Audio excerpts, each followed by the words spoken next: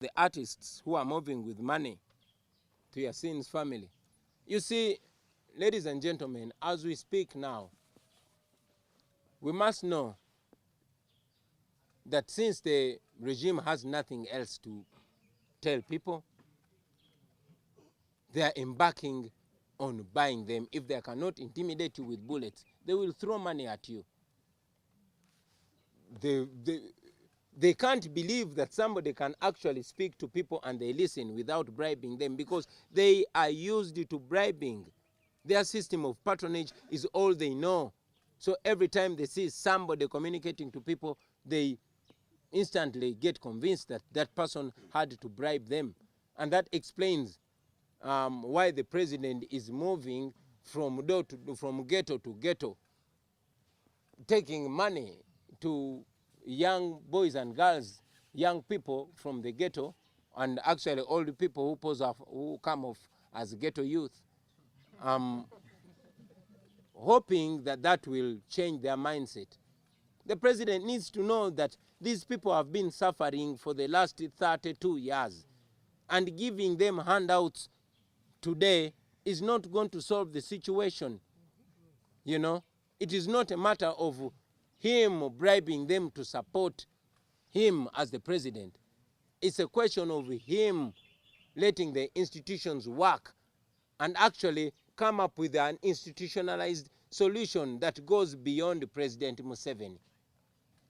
Because what we need is not just survival for today.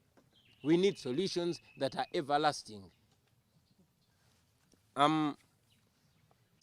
That go giving money. I mean, you cannot buy somebody's life for 20 million shillings, guys. Let us have some respect for people's lives, okay?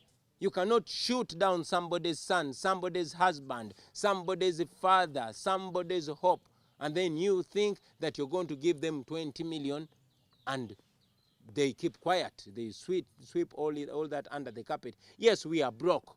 We know that.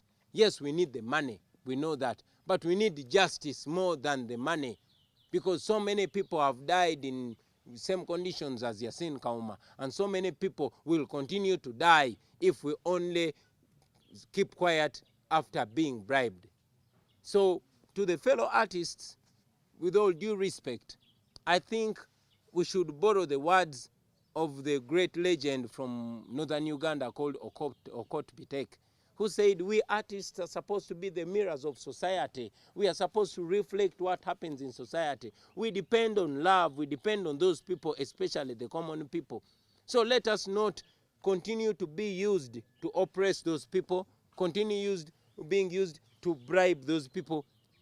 You cannot buy somebody's life. And yes, you cannot buy silence of the people. I want to reassert it that we are together with the family of Yasin Kauma and all other colleagues that have been extrajudicially killed. And we will follow up their matter to the end. They will not keep quiet, and we shall not keep quiet, no matter what level or what rate of bribery.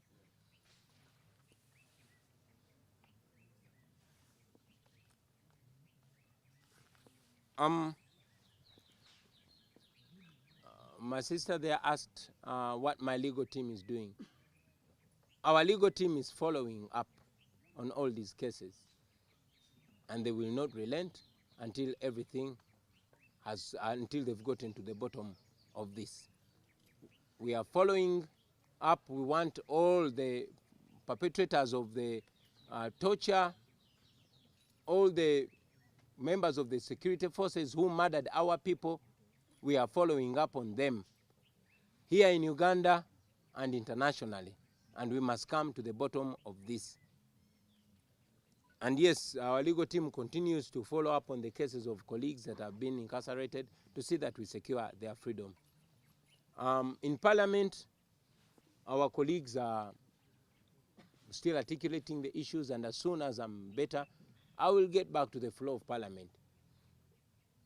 Well, as we know that the ruling party has the majority of the members of Parliament, and yes, like I've said it before, I'll say it again, that our Parliament has many times been reduced to a mere talk show. I want to remind you that the people power idea has proved much, much stronger.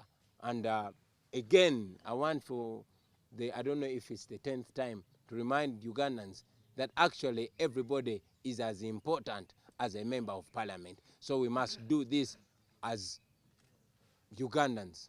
So far, the tests that have come out have given me hope, although I'm still awaiting on other tests on my blood, considering the toxicology fears that I had.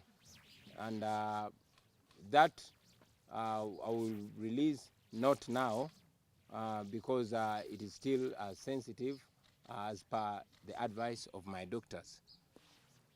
My brother asked whether I had met President Museveni, because there were rumors that I had met President Museveni. I've not met President Museveni. What was mattering is my freedom to travel and get treatment, and that's what I got. And I'm a very transparent person. I'm not saying I'm disrespecting him, but I don't do things undercover. Whatever I do not just for me, but for those people that think like me and those people that feel represented by what I do and what I stand for. So I did not meet President Museveni. And my brother also asked, that's the one who asked 4 questions. He said government officials have been attacking us and claiming that people power does not have structures. Now it surprises me how somebody fighting against you can be aiding you to win the battle. Like I said, this is an idea that falls in this time. So we are not looking at structuring, or even if we do structure, we are not intending to expose ourselves to the regime. The regime is so desperate, they want us to operate the way they understand. Some of them have actually reached out to some of my colleagues advising us to establish ourselves as a political party or as a political entity. They want us to shape up in a way easy for them to handle. And you are telling them we are doing it, like Bob Marley said, in a rubber-dub style. Yeah, for us, we operate in a way they don't understand. The regime has always been claiming that I'm a sellout to the West. And that is why maybe the West is keeping its eye on us. I want to remind you that when President Museveni was struggling, or purportedly struggling for freedom, he was friends with the international community. We have ambassadors all over the world because we are relating with the country, with the other countries.